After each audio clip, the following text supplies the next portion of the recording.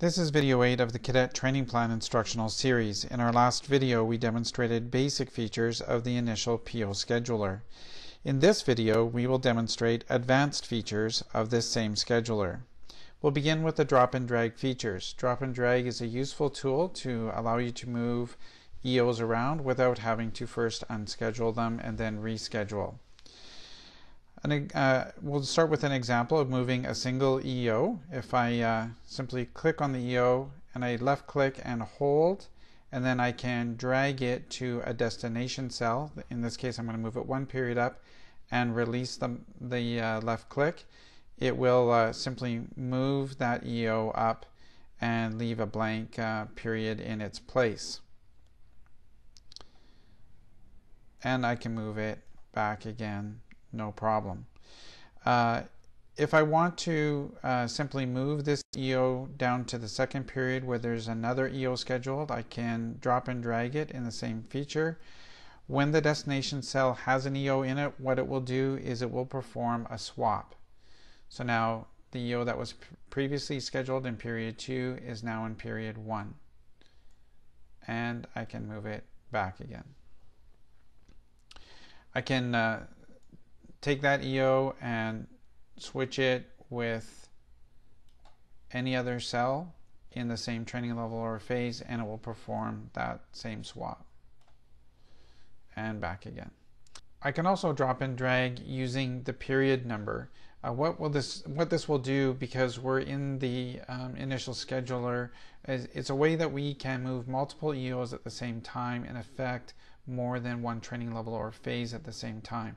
So if I go to period 1 of this training session, left click and hold on period 1, I can drop and drag it up to period 3 of the previous week, and it moves all the EOs that were scheduled in period 1 up to period 3 of the previous week, leaving in place a blank period for each level and phase. And I can move that back again, just like that. Now I can move periods within the same week. So if I wanted to take period 1, drop and drag it down to period 3 and release it, just like it did when you're removing a single EO, it performs a swap. So what was period 1 now becomes period 3, and I can move it back again as well. Similarly, I can use the session number or date to move an entire week for all levels and phases.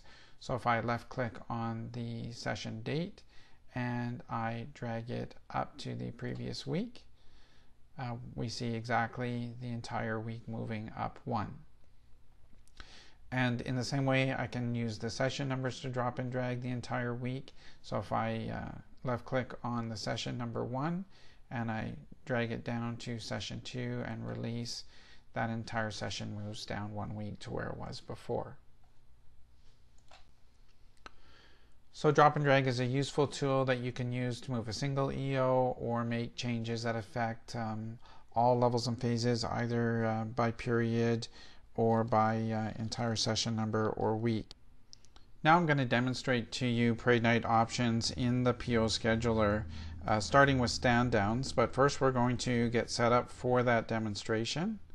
I'm just going to scroll down in the scheduler to find our spring break, and here's our spring break stand down that we had created in a previous video. We're going to go back into the stand downs date screen, and we're going to delete that stand down. That's going to update in the scheduler, and we have a blank week here. We're going to show an easy way of creating a stand down. So we'll access the parade night options by right-clicking on the session date, and we get the pop-up screen with our options: stand down, create an activity on the parade night, or move or reset the session. In this case, we want to create a stand down, so we click in the checkbox. It's asking us for the name of the stand down, as we want it to appear in the EO scheduler as well as on the Corps Squadron calendar. We're just simply showing you an alternate way of creating a stand down on a parade night. So we're using the same name here, spring break. I click proceed, and it fills in that night as a stand down, and it's blocked off in the training scheduler. I'm going to go back up to the top of the training schedule here. We're going to show you the second option in the Parade Night options features here. Right click again on the session date or the session number, and our second option is to create an activity. So I click in that checkbox and I need to create a name for that activity. In this case, I'm just going to create an admin night right at the start of the training year, and I can now use these selection checkboxes to indicate the training levels or phases that will participate and what periods will be affected. In this case, I want to choose all periods for all levels. I click in there and I click proceed, and I see my Parade Night activity has been filled in on the schedule. The third option is the reset or move weeks function, and I'm just going to move to the bottom of the schedule. We'll take a look at the reset option first. Again, you access it by right-clicking on the date or the session number, choose the move or reset session, and I want to reset the training for the session and empty the contents, and that's exactly what it does. So anytime that you need to just simply wipe out and reschedule a particular week or make whatever change you're wanting to do, you can empty it out very quickly just by doing exactly this. And my training week is now empty. I can create it as a stand down or reschedule, do whatever changes I need to do. Moving on to the move weeks function then, we'll go back up earlier in the schedule. I'm going to go to session number 6. And one reason I'm going to go to this session is I want to demonstrate to you one of the impacts that happens with pre-scheduled EOs. So I'm going to right click on this date. I'm going to choose the move reset session. This time we're doing a move. If you wanted to do a move and the session was going to be canceled, in other words a stand down would be created, you can click here as well and it will automatically do the move and then create a stand down for you for that week. In this case, we're just simply going to move the schedule forward by 1 week. So the week that we've selected, October 9th, will become October 16th. And we click proceed.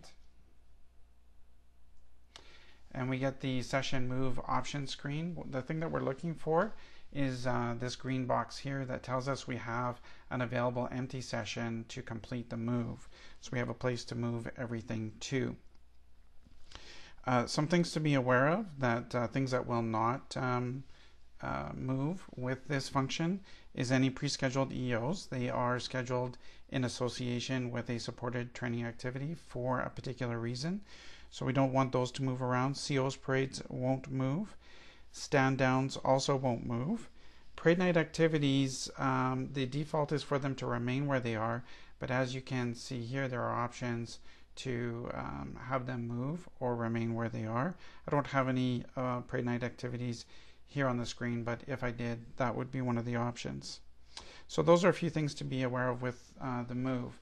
So in this case, I'm looking for that available empty session. If I didn't have one, I could look to these other events here on the screen, and in the case of stand downs, what I could do is I could choose to delete one of them in order to make that available week. I don't need to do that because I do have an available week. So I move down here to the bottom.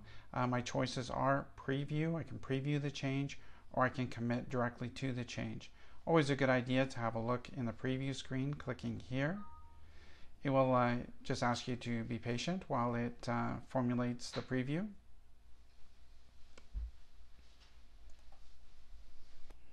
And now we're in the preview screen. You can tell that we're in the preview screen by this message board here, as well as you can see the controls and whatnot have changed. A lot of the functionality of this screen is still here. We still have the PO highlighting. You can scroll up and down and so on. The EO information boxes work, but you can't do any other changes. You can toggle back and forth using these buttons here between the preview screen and the existing view. So you can compare how the schedule is now to how it looks with your change. As you can see, that pre-scheduled EO stayed exactly where it was for that exact reason, and everything else moved down for a week. Once you've had a chance to look at that change and decide if you like it or not, you go back down here to the Return to Move Options button and click there. And now we're at the big moment of decision. Do you want to commit to that change or do you want to cancel? In this case, that's exactly what I wanted it to do. I will click Commit, and it's performing the move now. Just a side note that with the features that we've already described with the drag and drop, that's always an alternative to doing the automated move functions, and sometimes you might find that helps you to avoid any of the pitfalls of the automated function and allows you to make step-by-step choices with the effects of your move.